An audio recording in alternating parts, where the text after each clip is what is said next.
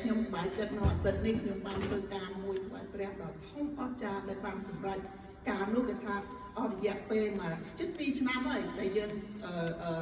សួរគេដែលយើងចង់បានប៉ុន្តែអរគុណព្រះបានតបយើងក្នុងអាទិត្យនេះយើងបានសម្រេចជោគជ័យហើយខ្ញុំសប្បាយចិត្តមែនតើសូមអរគុណព្រះហើយអរគុណដល់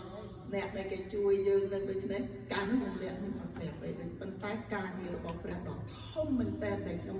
ខ្ញុំពិបាកចិត្តមែនតើប៉ុន្តែឥឡូវព្រះអង្គតបសូមអរគុណព្រះអង្គអរគុណวันที่คุณสามเจ็ดบอกโอนเอ้ยเกี่ยวกับจับ